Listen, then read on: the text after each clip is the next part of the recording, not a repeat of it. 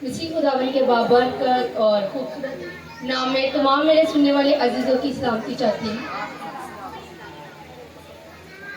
तमाम सुनने वाले अजीज़ों की मैं सलामती चाहती हूँ। जागते रहिएगा, साथ बनाए रखिएगा, थोड़ा अच्छा लगेगा। और सबको मेरी तरफ से गुड फ्राइडे मुबारक हो। आपको मुबारक हो। Thank you. मेरे अजीज़ों, ये बहुत ही खूबसूरत दिन है।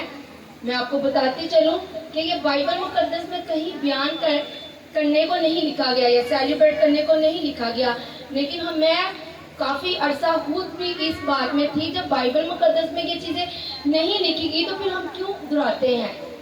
लेकिन इब्तदाई कलीसिया के रसूलों ने, खादमों ने जब मिल के इन तमाम चीज़ों को सरअंजाम देने का एक ऑर्डर निकाला, तो मैं कहती हूँ वो बहुत अच्छा ऑर्डर था। बहुत अच्छी उन्होंने एक सोच रखी। हम उन खादमों के लिए ज़ोरदार तालियां बजाएंगे और खुदावन के नाम को जलाल देंगे। हालेलुया। मेरे अज़ीज़ों, इन बातों को दोहराना हमारे लिए बहुत ही लाजमी है। मेरी कुछ दिन पहले यूरोप के कुछ लोगों के साथ बात हो रही, तो वो बता रहे थे कि यूरोप में हॉलीडेज आई हैं, तो बच्चों से पूछा कि आपको छुट्टियाँ किस चीज़ की हुई हैं। वो कहते हैं हमें नहीं पता कि हमें छुट्टियाँ किस चीज़ की हुई हैं, बस इतना पता है कि हमें छुट्टियाँ हुई हैं। मुझे बहुत ही दुख हुआ। हम लोग खुद भी यूरोप के लिए अप्लाई कर बहुत दफ़ा किया और आने वाले दिनों में भी हम इस चीज़ को कंटिन्यू रखेंगे। इंसान है, लेकिन हकीकत में मेरे दिल में एक बहुत ही खूबसूरत दुआ और खुदावन की हजूरी में ये आस लगाई कि खुदावन मेरा वहाँ पे जाना अगर उन लोगों के लिए बाइस बरकत है, मेरे बच्चों का वहाँ पे जाना उन लोगों के लिए बाइस बरकत है, हम उन लोगों के लिए नूर की मानत चमके, तो हमें ज़रूर लेके जा। और अगर हम तुझसे जुदा हो जाएंगे, तुझसे दूर हो जाएंगे, तो फिर उन मुल्कों के रास्ते हमारे लिए कभी ना खोलना। मेरे अज़ीज़ों, मैं ये बात मेरी कलमे में बयान करने का कोई तरीका नहीं है। मेरा मतलब ये है बताने का कि यूरोप में बहुत ही बुराई फैल चुकी है। खुदावन के कलाम में लिखा कि ये शरीयत की बात दिन और रात तुम्हारे जहन में, तुम्हारे मुंह में लगी रहे, इससे कभी तुम्हारा ध्यान ना हटे। पौलुस रसूल ने 14 खत लिखे हैं और वो यूरोप में लिखे हैं। इतनी बेदारी के साथ, इतने जोश के साथ उसने वहाँ पे ये चीज़ें खुदा के कलाम की खुशखबरी पहुंचाई। और वहाँ पे इतनी बदकारी कैसे आ गई। वो जो लोग हैं वो किसी खुदा को नहीं मानते।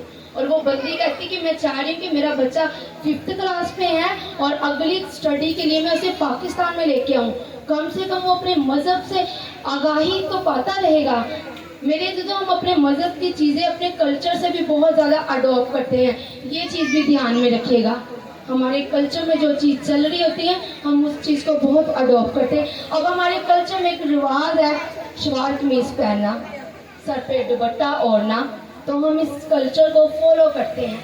यूरोप में शलवार कमीज का रिवाज नहीं है, सर पे दुपट्टा ओढ़ने का रिवाज नहीं है, इसलिए वो ये चीज़ें नहीं अडॉप्ट करते।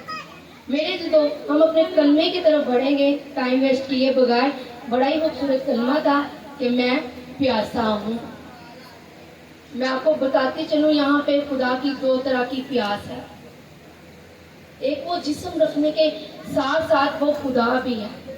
एक वो मुकम्मल इंसान की शक्ल में हमारे पास आया है, उसने जिस्म लिया है और साथ ही उसने खुदा की तमाम चीज़ें उसके अंदर है। अलूहियत उसके अंदर सकूनत करती है, लेकिन इस टाइम वो अपनी अलूहियत को इस्तेमाल नहीं करता। वो मुकम्मल इंसान है। हम बाइबल मुकद्दस में जब पढ़ते हैं, लिखने में, सुनने में हमें मिला कि यीशु को नींद आई, यीशु भूखा था, यीशु प्यासा था। बाइबल मुकद्दस में हम जब 4 अंजीलों में ये पढ़ते हैं तो ये वाक़ई हमें बड़े अच्छे तरीके से मिलते हैं। और मेरे अज़ीज़ों, जुमेरात की रात 11 बजे से लेके अब यीशु का सलीब पे चढ़े हुआ 2:30 बजे का टाइम हो चुका हुआ है। क्या रात 11 बजे से लेके अब तक उसको 6 अदालतों में घसीटा गया है। اسے مارا گیا ہے, اسے کوڑے لگائے گئے ہیں, کانٹوں کا تاج پہنایا گیا ہے, اس کے اوپر تھوکا گیا ہے, تھپڑ مارے گئے ہیں, تو کیا ابھی بھی اسے پیاس لگے گی یا نہیں لگے گی؟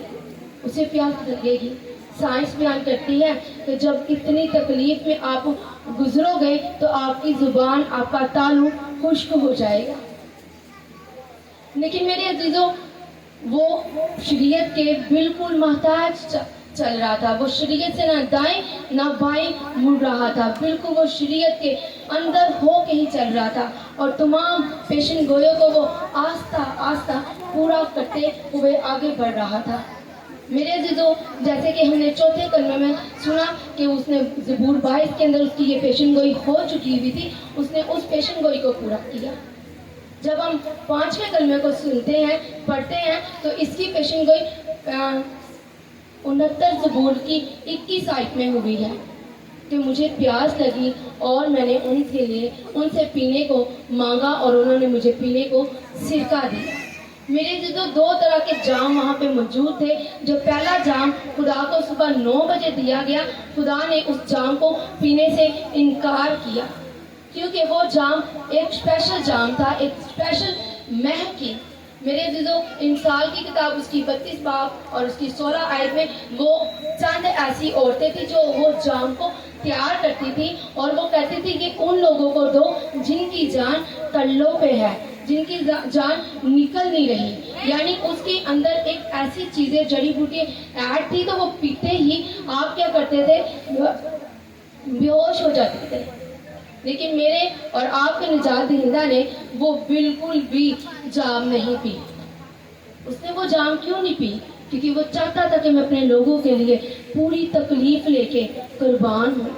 وہ وہاں پہ اگر وہ جام پی لیتے تو میرے عزیزوں, میرا اور آپ کا نجات دہندہ جو تھا وہ بے ہوش ہو جاتا.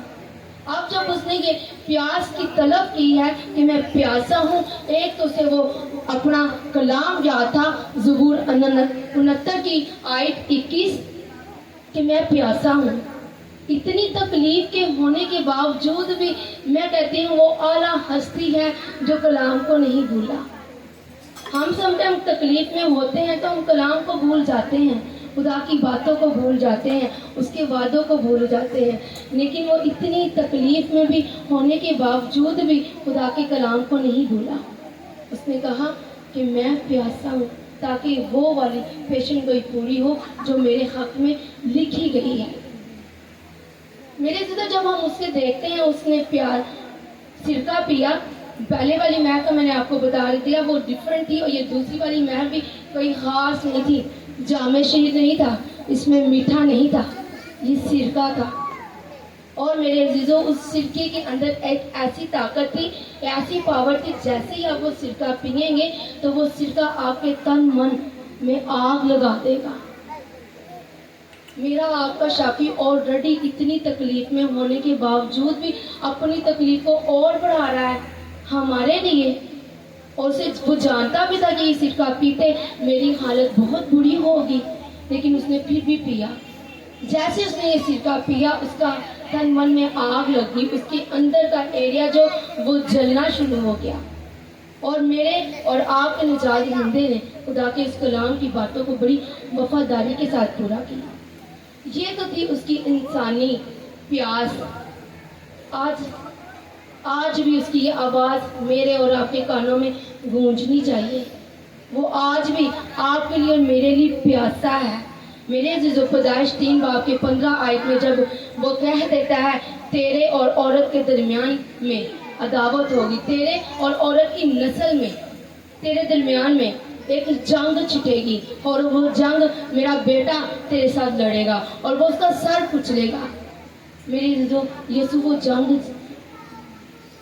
جیت چکا ہوا تھا, چل رہی تھی وہ جنگ ابھی بھی, لیکن جیسے ہی یسوع نے اس سرکے کو پیا, اور میرے عزیزو چند لمحے کے بعد ہی دوست نے اور کلمے بیان کرنے تھے, وہ کرتے ہیں اور خداوند کے حضور اپنی روح کو سونپ دیتے ہیں.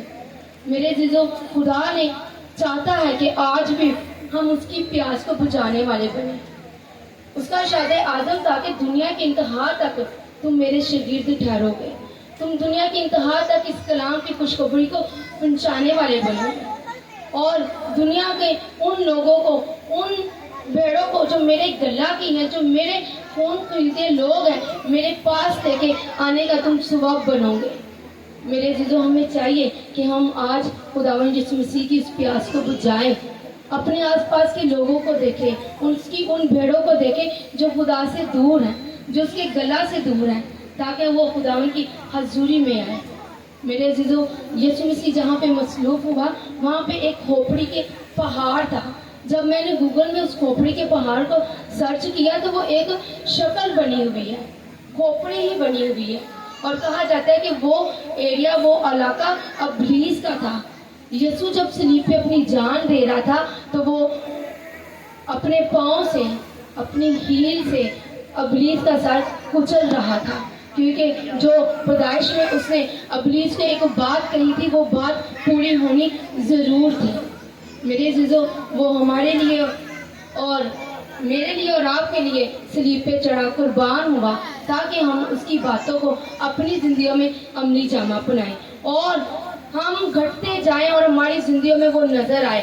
اگر آج بھی ہم ابلیس کے کام کرتے ہیں, ابلیس کو فالو کرتے ہیں, دلوں میں نفرتیں رکھتے ہیں, جدائیاں رکھتے ہیں, ایسی حرام کاریاں کرتے ہیں جس کو کلام کرنے کو ہمیں منع کرتا ہے, تو پھر ہم خدا کے بیٹے اور بیٹیاں نہیں ہیں. اگر ہم اس کے بیٹے اور بیٹی ہیں تو اس کی پیاس بجھانے والے ہونا چاہیے, کیونکہ وہ ہمارے لیے پیاس رکھتا ہے. وہ پیاس رکھتا تھا تو اس نے باغ عدن میں اپنے لوگوں کے لیے ایک پلان بنانا شروع کر دیا. جس انسان کو اس نے بڑی خوبصورت انداز میں اپنے ہاتھ سے بنایا, اپنی شکل پہ بنایا, اپنی سانسیں اس کے اندر پھونکی, کیا وہ اس کے لیے پیاس نہیں رکھ سکتا؟ وہ اس کے لیے پیاس رکھتا رہا. اس سے آدم اور حوا کو اتنا دکھ نہیں ہوا باغ عدن سے نکلنے کا جتنا میرے اور آپ کے نجات دہندے کو ہوا. اس نے فوراً ہی پلان کرنا شروع کر دیا کہ میں اپنے لوگوں کو اپنی حضوری میں واپس لے کے آؤں گا. ہاللیلویا. خداوند کے پاک نام پڑھے اور سنے جانے پہ خداوند کی برکت. آمین.